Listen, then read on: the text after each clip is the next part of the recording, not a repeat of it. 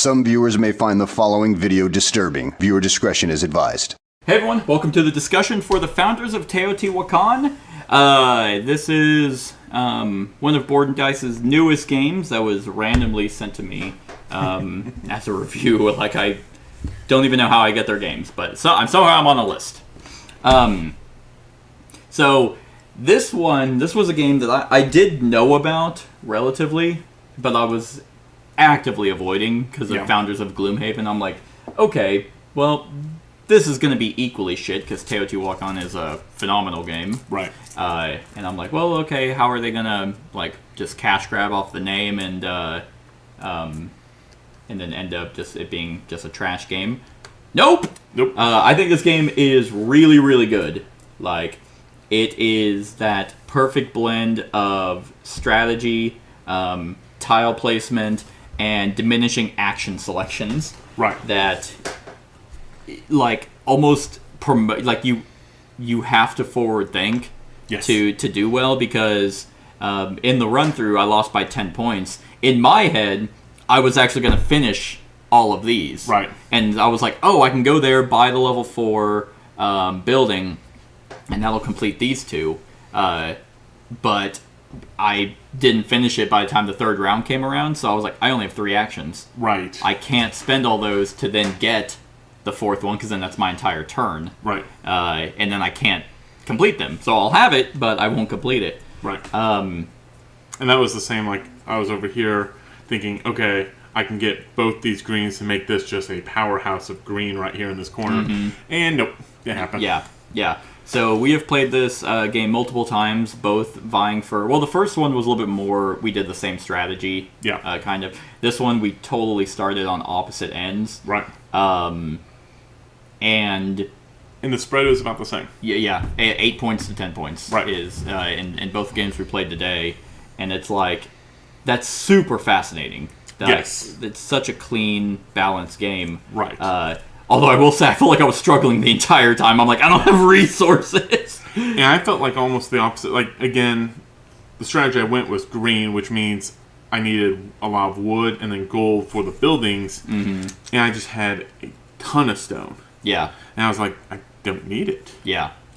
Because, you had all the ones that spend a shit ton of resources. Right. But kind of like yours, like, I can do these, but that means I'm not doing this. Right. And which one is going to net me more points, do I think, in the end? Exactly. And that's kind of where I was. That's why I opted for that route instead of trying to complete these.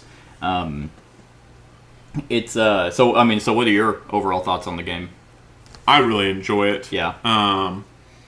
So, like, I was checking the time because it took us for the second game, less than an hour for a 2-player game. Yep. And yet, meaty, fairly fast pace.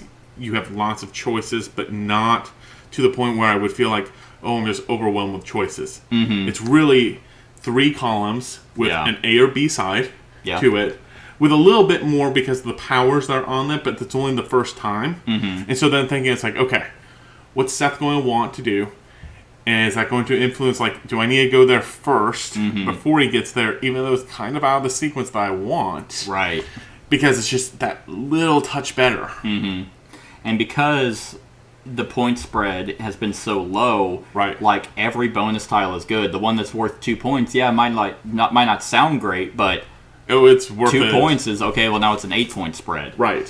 You went heavy for like, at the beginning of the game, you were low on resources, but you had half the masks done, like, by the first round. Right. And I was like, he's at, like, 37 points already, and I'm at 7. Right. And I'm like, is this just going to be a blowout? And I was like, okay, but at some point those masks are just done. And there's not enough points. Yeah. There's points out of them. The masks aren't as good as they are in Teotihuacan, where it's just like, okay, well, I have 1, and you have 7, so I get 1 point and you get 80. Right. So I'm losing. Right. Which I kind of like. And again, it's just a different strategy, how you want to play that strategy. Right. Probably what I should have done is because I'm very curious, and I thought about this whenever I was first, like, watching the How to Play, was, can you forego the buildings and only go for worship tiles? Like, I was very curious if that Because, I mean, just through placement of stuff, to even get these, you have to build temples. So you're going to build them relatively well. That it's like, can you be like, okay, I'm going to get like 20 points off of my end game, but can I net like 60 or so just for completing those? But like, so green is basically how you clean up excess resources, because resources aren't worth points at the end of the game. Right. And like, I was even just in my head, it's like, I did that blue for 6 points. I actually have exactly 8 resources. When I had done the math, I could have gotten an extra 2 points from it. Because I knew it was like, I'm not going to complete these this round because I want to build 2 more greens. Yeah. But I should have done the math and said, okay, but that just means I'll have 8. So I should have gotten 9 points instead of the 6. But again, that forward thinking of like, you really have to plan the turn and then assume. Right. The blue ones are almost exclusively, you get points for having buildings. Yep. And then red is, let's take some extra actions. Yeah. Get a free building, get a free build, get some points, almost always with a point advantage. Yeah. There's a couple where it's like, have all 3, get 9 points. Yeah. You're going to have all 3 at some point in the game because more than likely you're going to cover something up and they're giving you those 3 buildings. But to even get those, like, yeah, you have a tile placement that lets you just grab one, but that's one time. And it's like, okay, well, to even get that 9.1, I have to then buy this massive red one and place it somewhere that, because you don't want to just place them anywhere. It's like, well, I don't have room for it, or my architect isn't where I need him to be. That's where I struggle, is where the architect is the... which I love the idea. Yeah. Is the thing, it's like, okay, this is why I have to actually think through stuff. Right, yeah. It's not your standard polyomino game where, oh, okay, I'll just put them wherever. Right. It's like, nope, now you have, I mean, I like how simple it is, but also how deep. Yeah. It's like, yeah, okay, he's here, I can build in these top 2. That's it. At the end of my turn, he moves over. But then you're like, oh, God, I need to maximize off my red pyramid tiles. Section. But I want it in that section, so it multiplies by more. Right. Or you can do kind of what you did and spread out green all over the place. And just say blue and red are not something I'm going to go for, and we'll see what green does. Right. And what's actually interesting is I'm very curious at how many points you got off of your endgame scoring, because I think I got like... So I had 62 points before endgame, and I had, 130? So that's 68. 60. I got 70. So I got 70 points. So even though yours looks like you're going to get more points, right? I actually got more points off my endgame scoring. But what happened was you actually got more. You got your tiles. You ended up doing what I was trying to do. Right. So that just once again shows how balanced the game is. Right, because again, it looks like I should have way more. But for instance, the very fact that you get you have one more level up, and that was last game. I had the double level up, and you thought, oh, I'm going to lose to that. Right, but I had like more temples. You had more temples of the one color, and and because it's a multiplier, it's just like, yeah, yours looks more impressive, but yeah, okay, you're only getting 2 points there, and 2 points there, and 2 points there, and I'm getting 45. You know. In this one section on top of like 15 over here. So what's very weird is I wish you're almost always gonna only get to a level 2. Yes. Theoretically you can get a top 1. I was going to ask, but I wasn't going to make it. You can, but it's only a 3-point multiplier still. Oh. And I wish it was 4. I wish it was 4 too. Because that's so hard to do. Right. Like, that's literally what your own goal is. So once again, even in the founders of Teotihuacan, no one can actually finish the pyramid. Right. I have never finished a pyramid in a game of just regular Teotihuacan. But I guess it would be, because you would place a pyramid tile at the top, it counts for all 4 quadrants. Sure. So maybe that's why, because if someone does that, you're almost guaranteed to win if it was a ×4. Right. But that would be rough. There was really nothing stopping you from only building one type of temple, which is actually what you did. Which is what I did. I mean, the only reason I have these 2 is because it covers up those spots and forced me to build them. Yeah. I actually almost asked the questions like, do I have to? You do. I figured I do. Because there are times where if you actually, but here's the kicker: if you go too temple heavy, then you don't have enough room to place your productions. Right.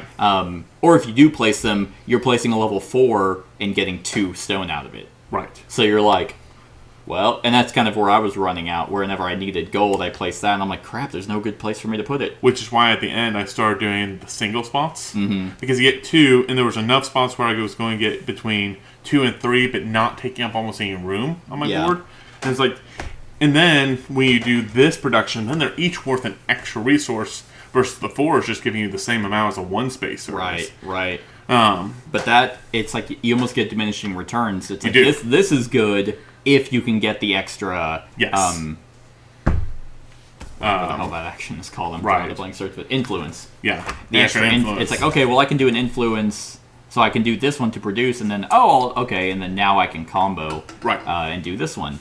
None of us did this, and I thought about it. Whenever I had, like, the 3 influence, action, I thought about just ramping up that, and I wish I had, because then these would have been gone, and I wouldn't have tried to strive for it, because that's 12 points, and that actually would have caused me to win, because it'd be the 12 point. I mean, because you get 20 if you go up. And, yeah, not every worship tile is good for you. Right. These, I thought I could, I level 4, so I can get that, then that'll complete this. I think for me, it's to swallow the first 2 spaces. Like, you have to then say, I am committing to this. Right. Where, like, building a resource building or building a temple, I can kind of change my plan halfway through, and it probably isn't going to hurt me. Mm-hmm. There, you make 1 action, and that's at least 1. 2 points probably. I mean, here I guess if you pop it there, it's 4 points. True. Okay, 4 points. It's 4 points and 4 points. Yeah. But what's also actually more fascinating about this that we didn't even really think of was we were talking about how to even get this, which you're gonna almost always have. You have to buy this. Actually, you don't. You go here, if you commit to this, you flip that, and it's like, okay, well, I'm not going to get 4 greens, so let's flop that, and now I can grab that because I can complete that. Right. This game has so much freedom, and the only tightness is the fact that you get less and less actions each turn. And it's not like you do better each round, where you need less actions. You actually are struggling more towards the end. And I like the fact that there is a power level to build things on, and so and there's a cap to a specific spot. So, like, these require 4, or you pay extra resources. Yeah. Well, we built it up to where it was a 3. Yeah. 1 more placement there, and that one was locked. And then you have to pay a ton of extra resources if you want to do the next one. Yep. And that's nice, because there was a couple times where it's like, man, I'm just going to pay resources because it's locked out. Mm-hmm. Or it's like, I don't want to pay extra resources. Like, whenever I did that final build action, and I just dropped 3 on it, it's just like, oh, okay. Because I was able to build that, which I like the fact that you can immediately use the resources, because I built over there, got the resources I needed, and then it's like, oh, there's a free tile. Right. It's good. And the fact that you can play off each other, because it's like, these could have been potentially possible had you gone over there. Right. And it's like, oh, thank you. Now I just need to use 1 of my 3 instead of all of them. Right. And I'll go there, I'll grab that, then now my other 2 discs. So you can play off each other, but it's also, nothing's really cutthroat. Nope. Like, yeah, you might be like, oh, I really want that bonus tile, but there's doubles of everything. Yeah. So it might not be in the right spot to where you might get 2 pyramid tiles in the same turn, but you can at least get 1 and get a temple. Right. I mean, I was really hoping for the double there just because, like, I'm first player, I have the resources, and it's going to be worth a ton of points. But it didn't happen, so at the end of the day, it's fine. Yeah. Like, it didn't destroy my strategy. Like, I wasn't gambling on that one thing. Yeah, I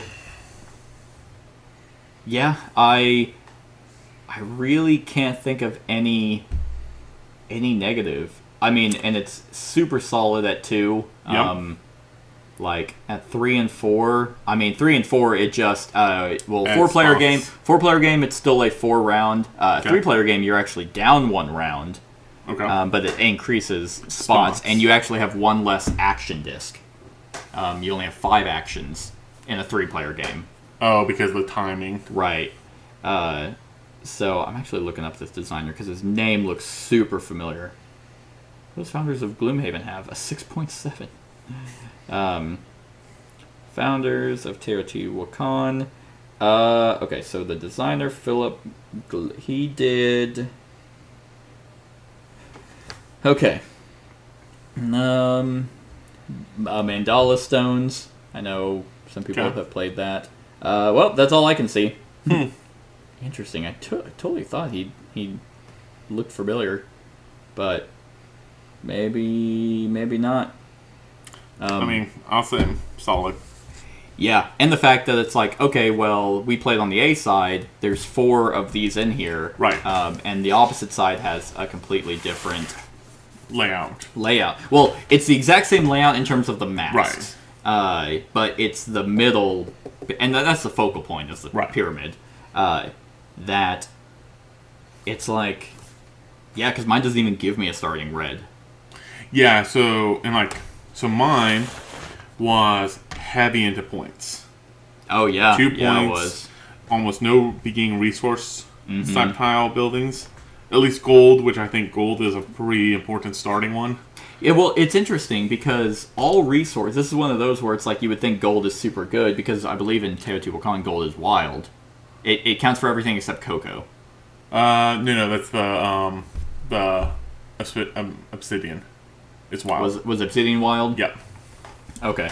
And then this, it's like you do have the freedom because gold Right. lets you can spend 2 for the other 2 things because I don't know, like you need the other 2 resources for the temples, you need gold for the pyramids. Right, and that's where I think like starting with gold at the beginning because the pyramids is to me the focal point. Yeah. So not having gold to begin with could be rough, but then again at the same time, getting a ton of resources, so you just go and buy a gold building almost immediately. Yeah, and that's the great thing is the production. It's not like you have to build that and then produce. Right. It's just like you place in, boom, there's produces. 8 resources or so. Yep. Which is just so nice because then if you get the bonus, you can be like, I'm gonna build that. Oh, and now I'm gonna use these resources for something Right. else. Because as we saw, I literally started with 0 resources, Right. and a 10-point difference is actually that's one of these away to Right. tie it. That's one. Instead of actually doing that, I'm gonna fill that out. Right.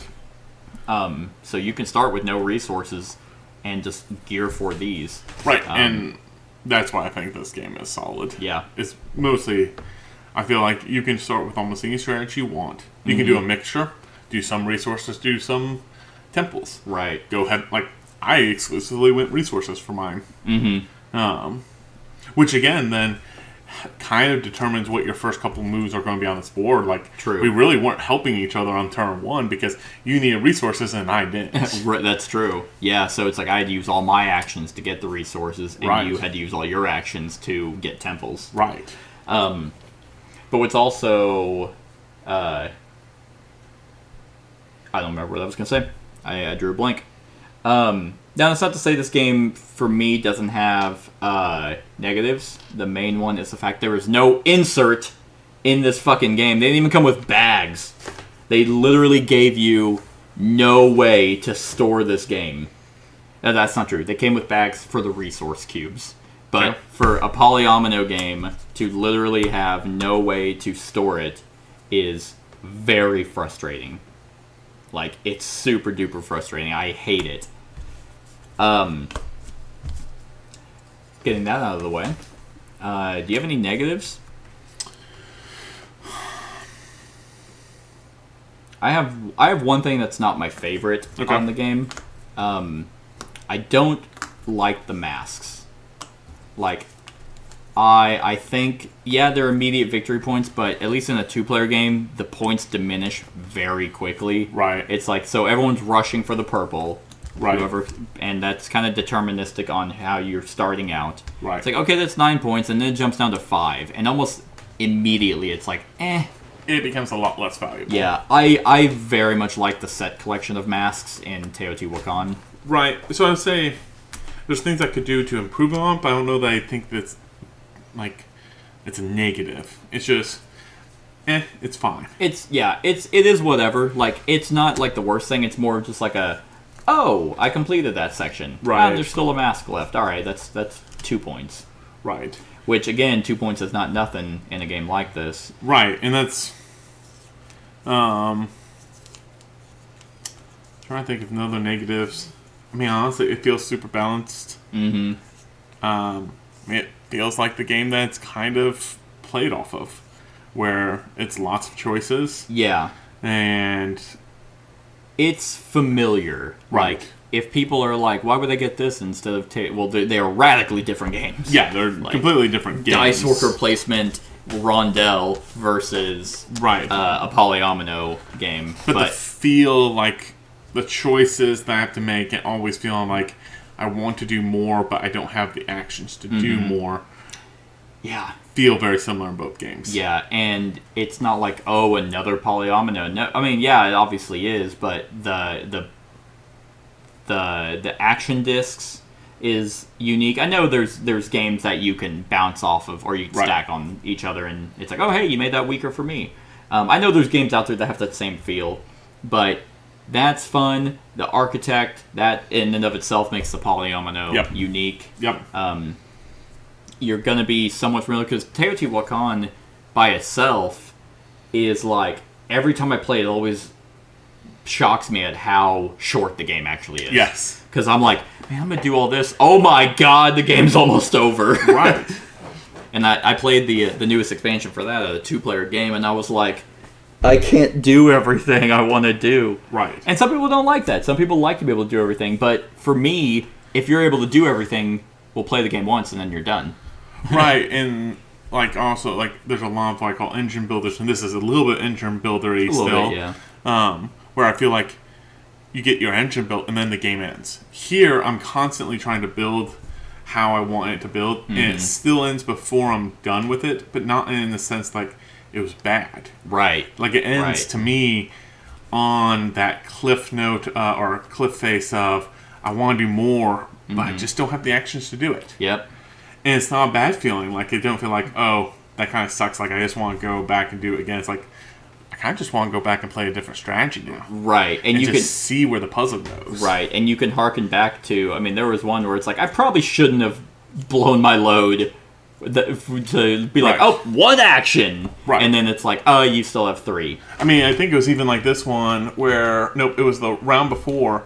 This token was over here. And I was like, and I should have flipped it because what I could have done was build the 2 with that action, then build the green, which is what I wanted to do. Then come over here and do this twice where I get the next 2 buildings and then get, in essence, an extra 5 resources. That's true. But then it's like, if you did that, if you went there first, and it's like, I'm going to go here. Right. It's like, great, okay. Right. It's so solid. Yes. Like, and I love polyomino games. Like, there's very few that I've played where I'm like, this sucks. Right. But most of them just work out well for me. So yeah, Philip Glowax. I hope that's how it's pronounced. He killed it. This is a shock because this came out this year, obviously for 2022. Yep. And this was not even on my radar for 2022 games. Right. So I'm glad they're sending me copies. Yeah. But let's see. I don't got anything else. Nope. Like, on a scale of 1 to 10, what would you give Founders of Teotihuacan, a tile laying game? Probably 9. 9. That's exactly where I'm at too. Yep. Is a 9 out of 10. It's so good. It is good. Board and Dice is just one of those companies to keep an eye out for because they just make great games. So yeah. I guess I should say, if you like Teotihuacan, this is not that game, so you can have both. Like, I don't think anyone out there is like, oh, are they the same game? Is this a prequel to? No, it's not. I'm not a fan of the name for it, but it is what it is. That's not even really a complaint. That's just a statement. Right. Another thing that this game is very simple to learn. Oh yeah. Like, it's like, oh, okay. Here are your action discs. You can go here, do one of those 2 actions. Right.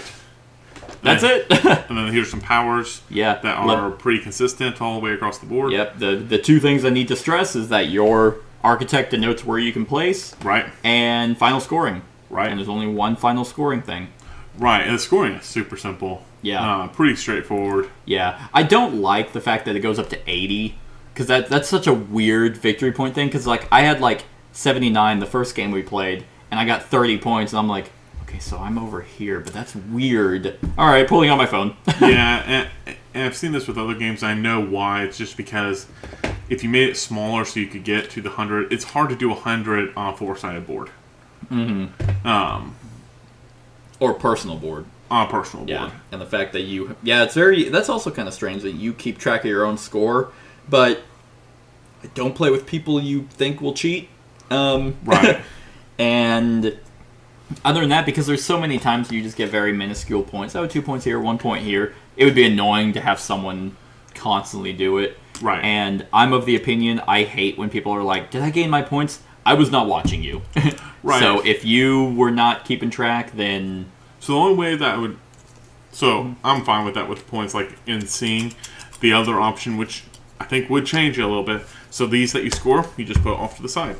You already know exactly how many is here, so you can calculate those points. So if you just had these off to the side and collected your masks, except for the little points, and that's where I think you'd have to figure that out, like you would have to redesign, but other than that, you would know exactly how many points you would have. Right, and well, I like the fact that, like, that you can't, I mean, actually there is one thing, is because whenever you do these, they go to the bottom, so you can't hoard them. Right. But realistically, you can hoard them if you never spend them. So, and I couldn't find anything in the rulebook that stated you have a cap on those worship tiles, because otherwise, if you had to, I would have liked it either if you have a certain number and then you have to replace them. Right. Because otherwise, it's like, oh man, I have resources too. I would like to do those, but I literally can't. Right. So that would probably be one other change I would do, because I can't find it in the rulebook if there is a limit. Either make it to where you can hold a max of 5, and if you build another temple and you want to swap it out, then okay, I'll take this one, put that at the bottom. Right. Or like, yeah, or another interesting thing, and this is kind of a steal from Isle of Cats. So Isle of Cats has a certain number of public objectives. When you choose not to take them, they go available, so everyone can now complete them. That would be another interesting thing, where it's like, if you, okay, well, I don't want this one, now anyone can complete it. Right. That would be fascinating. That wouldn't work out too well, so that would be my major change, besides a fucking insert. Yeah. Is, okay, like, you have a cap. You have a limit on how many you can hold. Right. So, if that is in the rulebook, then great.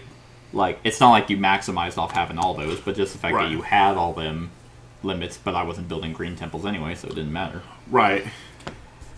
But yeah, that's it. That is 9 out of 10s from both of us for Founders of Teotihuacan. Let us know what you think of the game in the comments below. Other than that, like, comment, share, and subscribe, and have a wonderful whatever time of day it is for you. Hey everyone, thank you for watching, and I really hope that you enjoyed the video. If you would like to see more of my content, go ahead and click that subscribe button and the bell to be notified whenever I upload any new content. If you feel like supporting the channel, you can go ahead and click that Patreon link to be taken to my Patreon, and any help is truly appreciated. Other than that, stick around for any other run-throughs or reviews or cool top 10s or whatever I feel like putting on. Other than that, like, comment, share, and subscribe, and have a wonderful whatever time of day it is for you.